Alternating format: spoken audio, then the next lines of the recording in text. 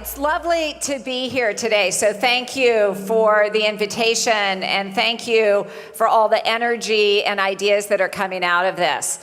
So what I'm going to talk about really briefly right now is what is the new role of philanthropy to foster impact in social innovation. As Jeff mentioned, I'm with Tides Foundation. It's a global foundation. We funded in 110 countries last year, around 280 million, around ideas that over time can make a difference. And the important thing about the future of social innovation and the future role of philanthropy, it has to be thought about in what is the context of what we're facing as a society today. And to me, as we all live in a crazy world, there's three things that are changing that need to be taken into account. And one of those is change is the new normal, and it is coming at us at a speed that has never existed before. So as we look at technology over the next 10 years, as Jeff has talked about, it's going to make the implementation of the iPhone and a computer in our pocket look small. The second thing is disruption is the new normal. So if you are a business, if you're a social innovator, if you're government, what you expect to happen, I can guarantee I did not expect that Donald Trump would be the president of the United States. So we have to be able, as social innovators, and philanthropy needs to take that into account. The future reality is disruption. And then the last piece, which we've all talked about, is the dissolving roles across business, civil society, and government working differently together. So the only question that I think philanthropy needs to answer is, can it move fast and smart enough to make a difference?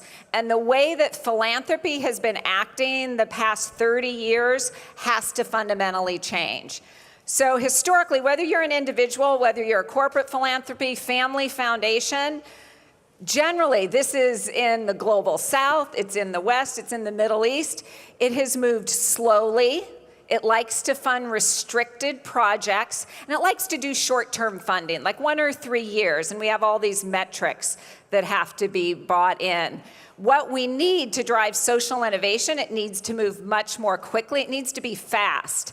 And it needs to invest with unrestricted money into the ideas and the entrepreneurs that can demonstrate and be adaptable. And it needs to invest over the long term, because there are ups and downs that you need to be in a partnership with the organizations to drive change. The second piece that needs to change, it has really been top down. Right? You have a lot of foundations sitting in fancy offices that get a lot of theory, and then they say, this is the answer. Well, the fact is, the answers are on the ground in communities. So philanthropy really of the future needs to be both bottom up and top down. And then thirdly, business and government and NGOs have gotten better about working together. Philanthropy has kind of been sitting on the sidelines.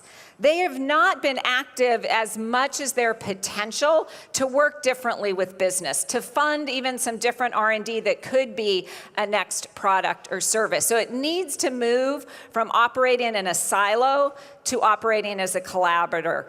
And so with that, let's pretend we have those three changes. If we move fast, if we move with unrestricted funding, and if we move over time, I actually think in the next decade, we can get social innovations that can scale. If we continue to operate how we have, it'll be incremental change. If we continue to operate top down, things will look the same. If we move philanthropy to be more bottom up, coupled with the top down, there are ideas in communities that are the solutions to the problems that we're facing, and we have the opportunity to unleash those. And then lastly, moving from a silo to a collaborator, one of the biggest challenges we all face is rising inequality. And I think if we're going to tackle that with a social innovation lens, it will only happen at that intersection. And I think that is the future of philanthropy. So those are the three things. And again, we can all act on this. You don't have to be a big foundation. You don't have to be a corporation. Whether you're an individual, move more quickly. Bet on people that you believe in. So I think these are all ways that aggregate across the world can make a significant difference to drive philanthropy to better outcomes. Thanks.